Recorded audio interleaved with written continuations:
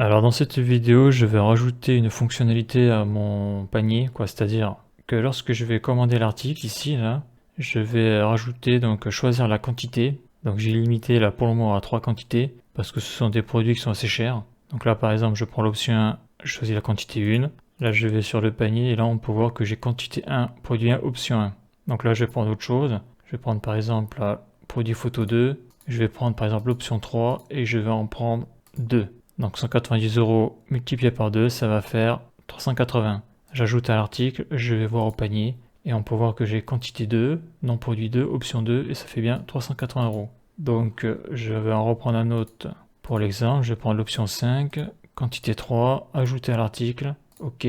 Donc on voit que j'ai bien quantité 3, non produit 6, option 5, 901,5 €, et on a un total de 1431,5 €. Donc dans cette vidéo, je vais rajouter la possibilité de choisir une quantité. Voilà. Donc ça va être quelque chose de basique, mais ça fait le boulot.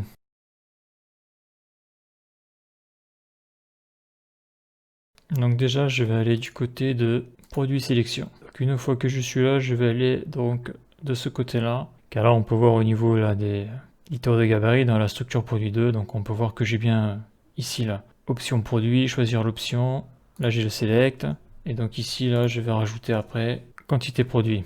Donc là ce que je vais faire là déjà c'est ici là, CTRL C, donc après entrée, CTRL V, donc ici je vais mettre quantité, quantité produit, donc là je vais sélectionner ça, quantité, CTRL C, donc là ça va être choisir la quantité, voilà ça c'est fait, et donc après ça va être l'option, je vais la dégager, CTRL V, quantité, et ici pareil, CTRL V, quantité. Donc là j'ai supprimé ce ligne, CTRL S, voilà. Donc là si je vais voir du côté de ma page web, donc ouvrir sur Live Server, là je vais faire examiner l'élément, console log, la console, là je vais sur commander l'article, donc là on peut voir que choisir la quantité c'est bien affiché, et là je commence à voir le sélecteur.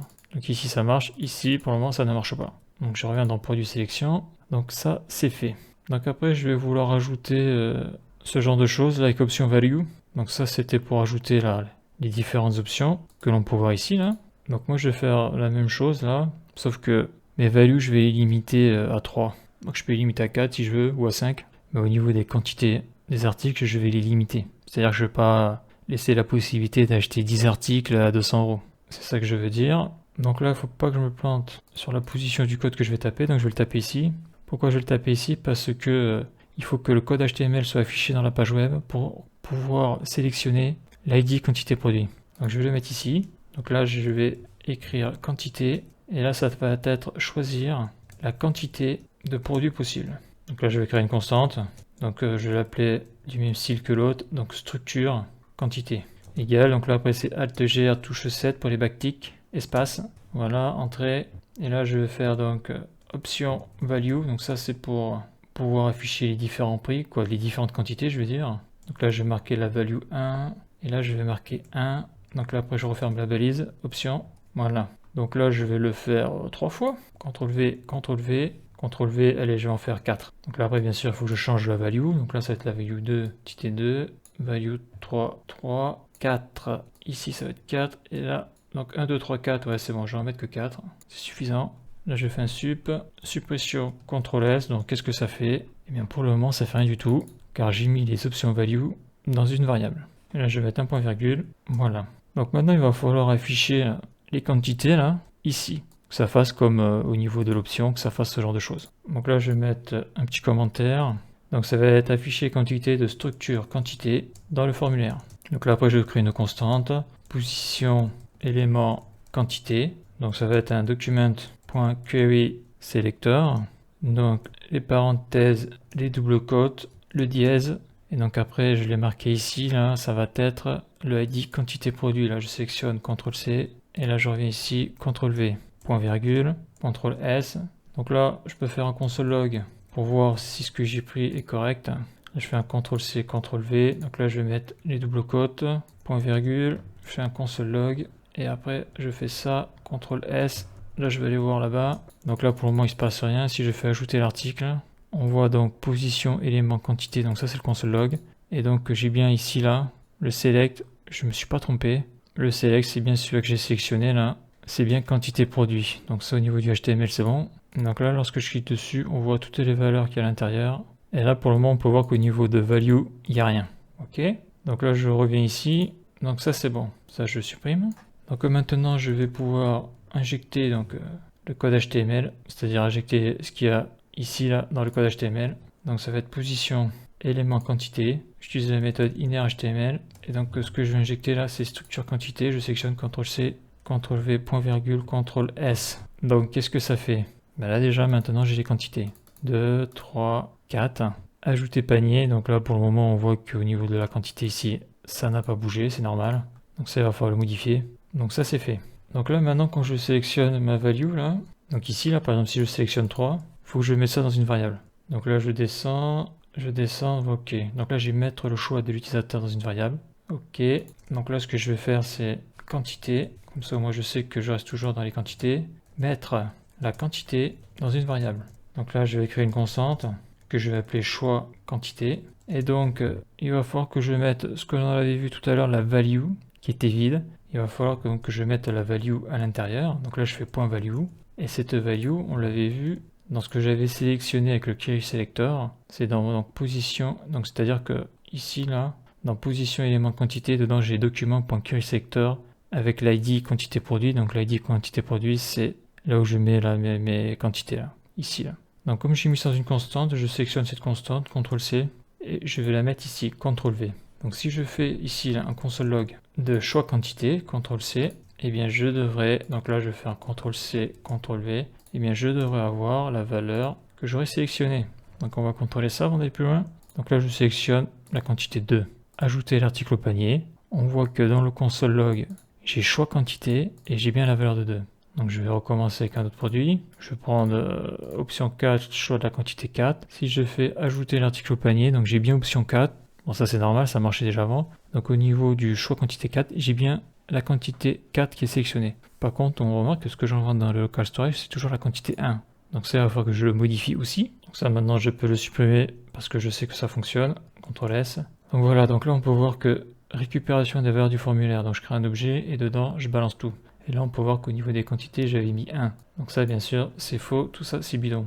Moi, là, ce que je vais mettre ici, là, c'est la valeur que j'ai mis dans la variable qui est ici dans choix quantité. Je fais CTRL-C, CTRL-V, CTRL-S. Donc là, je vais contrôler un truc. Donc là, je suis sur la console. Ok, choix quantité, j'en mets 2.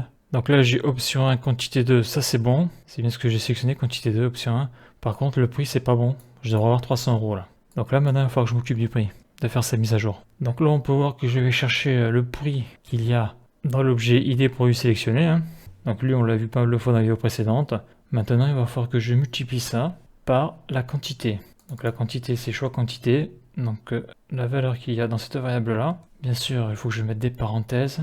Voilà. Là, je fais CTRL-S, je vais vérifier. Donc là, je prends un article, j'en prends 2, ajouter au panier. Donc l'article coûte 190 €. Donc 190 €, donc multiplié par 2, donc il y a deux quantités, ça fait bien 380 €. Et là, on peut voir que tout ça, ça s'additionne. Par contre, on peut voir quelque chose là, c'est que les quantités sur le panier sont à 1.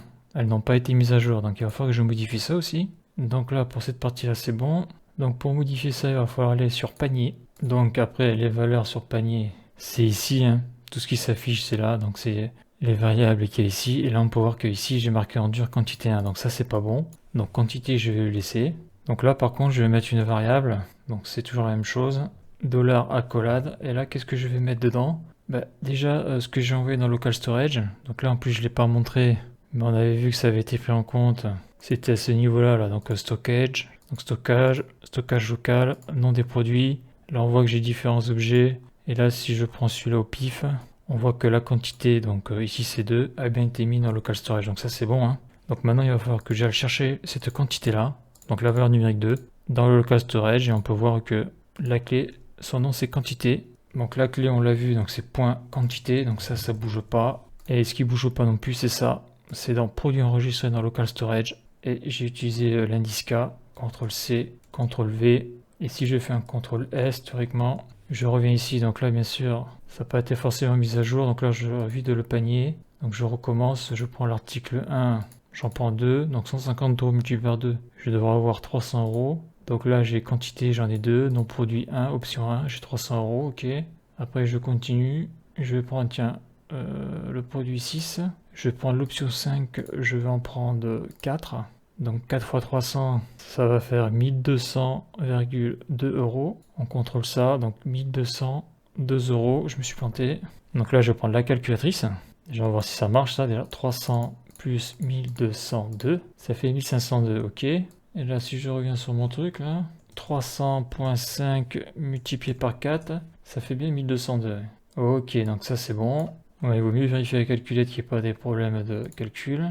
Donc là, je vais prendre l'option 3, choisir la quantité, je vais en prendre 3. Donc 199 multiplié par 3, ça fait 597 €.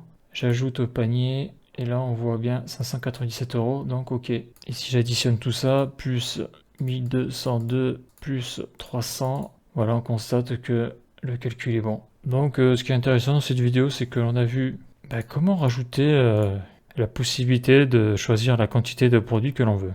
Donc ça, c'est une méthode simple. Il y a mieux pour faire ça, mais bon, pour un début, c'est pas mal déjà. Et donc voilà pour cette vidéo.